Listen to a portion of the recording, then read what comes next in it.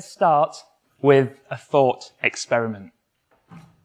We're in the future, hopefully well into the future, and you are dying. You're on your deathbed, surrounded by friends, family, and loved ones. And one of them asks you a question. Is there anything you regret doing in your life? How would you answer that? Maybe you'd regret taking that job. Maybe you'd regret marrying that person. Maybe you'd regret moving to that city. I've asked this question to lots of people I know, to my friends, and they regret doing things. My colleagues, and they regret doing things. And to myself. And yeah, I regret doing things too. How about you? I bet there are things that you've done in your lives that you regret. But I have good news, because it turns out that none of the things you regret doing now will matter at all in the future. None of them. How do I know this? Well, I work as a doctor in the NHS. I'm a GP and work in an A&E department in a local hospital as well. And a part of that job is looking after patients who are dying. Now that sounds very depressing, but actually, for me, it's one of the most fulfilling parts of the job. It's very rewarding to look after patients in their final few moments.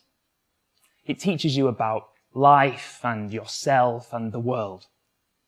Now, I've done the thought experiment with my patients. But of course, for them, it isn't a thought experiment. For them, it's real. Over the last few months, I've asked countless patients in the last few days and weeks of their lives, is there anything that you regret doing in your life? And guess what? None of them regret doing anything. None of them. But they do regret the things that they didn't do. So there seems to be a difference here between the younger people like us, who hopefully have many more years to live, and the older people who are approaching the end of their lives. While we regret the things that we do, they regret the things that they didn't do. So while we regret moving to that city, they regret not seeing the world. Or if we do regret marrying that person, they regret not chasing love. If we regret not taking that job, they regret not chasing their dreams. So why is there this difference and what to do about it? Well, I've thought about this a lot, and I think it has something to do with this, the life path. This is the life path. This is what life apparently is supposed to look like. We're born, we get an education, we have a career, then we retire, and then we die. Looking at that a bit more closely, as TEDsters, your education might continue into your maybe your late 20s, and then you'll embark upon a career which might last 40 years maybe.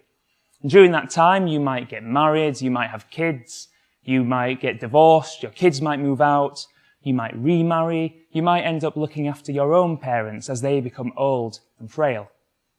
But eventually work will stop and you will retire. So in the UK, we can claim our state pension in our late 60s. So most people choose to finish work at around that point. And then retirement continues until we die. And in the UK, average life expectancy is just over 80 years. So retirement can go on for 10, maybe 15 years on average. And it's retirement that I'm particularly interested in. What does it mean, and what are we supposed to do during it? Well, of course, retirement is the part of our life where we don't have to go to work. We don't have to go to work. We've got lots of free time to do all the things that we wanted to do earlier in our lives, but we never had time to do them because we were at work or because we were raising the kids. So it's the time to take up a sport. Maybe it's golf. Maybe you want to learn a new hobby like photography. Maybe you travel the world, maybe you get involved in your local community, do some voluntary work, do some charity things. In other words, retirement is the time of our lives when we work on our bucket lists. We have lots of time, lots of energy, lots of enthusiasm. Or do we? Do we have this model completely wrong? From what I've seen in my work, in the GP consulting room, and in the assessment bay in A&E, I think we've got it wrong. Rather than having boundless enthusiasm and energy to achieve our bucket list, what seems to happen in retirement is we have a deteriorating physical health, worsening mobility, poor energy levels, and a declining memory. So rather than working on our bucket list in the retirement, that time of our lives is usually a period of gradual deterioration. Now, of course, there are exceptions, of course. And I know one guy who leaps to mind who, even in his mid-90s, cycles the 2 miles down the road to his corner shop to get the newspaper every day and then cycles all the way back. And of course, if you make positive, healthy life choices in your younger years, like not smoking, exercising regularly, eating healthily, you too can live a long, happy, healthy life into your retirement. But there are some things that, unfortunately, we cannot predict. Some things come entirely out of the blue, completely unexpectedly. You might get hit by a bus on the way home from this TEDx. You might be paralyzed in a road traffic collision. I hope that doesn't happen. You might be diagnosed with motor neuron disease, or you might be struck down by a hospital superbug. So while our lives could look like this, where we live towards our retirement at around 80 years old with that gradual deterioration at the end, it could look like this, where things are going very, very well until you leave this TEDx studio and you're hit by that bus. You have a life-changing accident, or you're diagnosed with a serious illness. And it's incredibly sad when this happens. These people don't have time to reach that point of their lives when they can work on their bucket list. And for me as a doctor, that's the hardest sort of problem to deal with. Now, yes, that does sound very depressing, but I'm here to uplift you at the end of the day. And that's because there is a solution to this. And it's my patients that taught me that solution. We now know what actually happens on average in retirement. We have failing health, poor mobility, poor memory. And so rather than waiting until retirement to work on our bucket lists, start it today, right now. Well, no, actually, give me 5 minutes, please, until I've finished. That sounds incredibly simple, and that's because it is. It's a two-step process. The first is to write down your bucket list, and the second is to just go and do it. How do you write your bucket list? I'm not here to tell you what should or shouldn't be on your own list, but a couple of tips that I have for you when you come to write your own. Divide your life into the 3 biggest domains, the 3 most important things that are in your life. And for me, that's career, relationships, and self. The second tip, if you dream about doing something, write it down on your list. And that can be anything. It can be a tiny little dream, or it could be a medium-sized dream, or it could be the biggest dream that you've ever had. So you might want to make up with that friend who fell out with you last year, and even though they stopped calling you. You might want to finally start writing that screenplay that you've had in your head all these years. Or you might want to get that social enterprise off the ground, even though it's going to be a lot of hard work. So whatever you dream about doing, write it down on your list. And then, do it. How do you do it? You've got to plan it in. These things don't just happen on their own. They're not spontaneous. You've got to really dedicate the time to doing them. So you might want to make serious changes in the way that your timetable looks. You guys are very, very busy. And so you might want to maybe dedicate half a day a week or a full day every month to what's on your bucket list.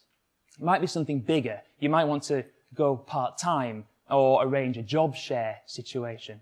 Whatever it is, Designate time to achieving what's on your bucket list. And make that time protected. Make it non-negotiable. Make it completely sacred to ticking off your bucket list. Now, you guys are incredibly motivated. You're here on a Saturday. You've been here all day. You're TEDsters. You know exactly what you want to achieve. You're highly motivated, highly educated. You're well connected. There's only one thing that could stop you from achieving your dreams. And that's the fear of failure.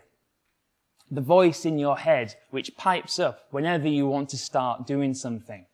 Everybody suffers from this to some extent. I certainly do. Some people are paralyzed by it. And this comes out in different ways, different excuses. And the commonest one that I hear is this: I don't have time. I'd love to learn the piano, but I just don't have time because of all those other things that I've got going on in my busy life. Now, of course, you guys, I know, are very busy. You've got degrees to study for, you've got careers to push, you want that promotion, you're saving the world, there's big problems that you're trying to solve out there. All of those things, while at the same time you're trying to maintain your relationships and have a social life and bring up the kids. You might not have time to learn the piano. But what if I gave you £10 million to play the piano? Suddenly, you found time to play the piano. And why is that? That's because all of a sudden, playing the piano is a priority. So what you actually mean when you say, I don't have time, is it's not a priority. So how do we tick off the things on our bucket list? You make it a priority. Very straightforward. You write it down in your diary, in your planner, your calendar, your smartphone, whatever device or system you use to organize your life and get things done. Make it a priority in there. Do this early before anything else. Go pages into the future, into the calendar, and write it in big red pen. Nothing else can get in there then, and that's protected time. The fear of failure is something that I certainly struggle with. Whenever I want to tick off something on my own bucket list, that voice pipes up and says, you can't do this because of X, Y, and Z. And whenever I hear that voice, there's a quote that I always like to reach for and read. First, they ignore you. Then they laugh at you. Then they fight you. And then you win. Make sure you don't regret not doing something in your life, whatever that something might be. Start doing it right now. Thank you.